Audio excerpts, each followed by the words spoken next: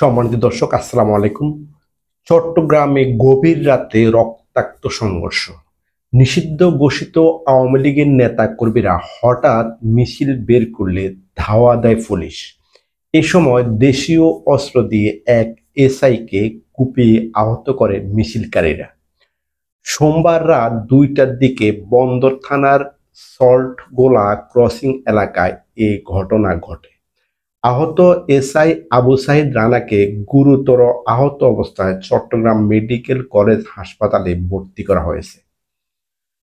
Police জানায়, স্থানীয় Jubo League cadre শাকিরের নেতৃত্বে দেশীয় অস্ত্রশস্ত্র নিয়ে মিছিল বের করে আওয়ামী লীগের কর্মীরা। পুলিশ ধাওয়া দিলে শুরু হয় হামলা। মাথা ও হাতে গুরুতর জখম হন এসআই রানা। ঘটনার পরপরই বিএনপি ও অঙ্গ সংগঠনের নেতাকর্মীরা রাস্তায় নেমে হামলাকারীদের গ্রেপ্তারের দাবি জানান। পুলিশ অভিযান চালিয়ে সন্দেহভাজন কয়েকজনকে আটক করেছে। জিজ্ঞাসাবাদ শেষে ব্যবস্থা নেওয়া হবে বলে জানিয়েছে বন্দর থানা। গভীর রাতের এই হামলায় চট্টগ্রাম নগরে আবারও দেখা দিল রাজনৈতিক সহিংসতার আগুন। আওয়ামী সন্ত্রাসীদের গ্রেপ্তার দাবি বিএনপির।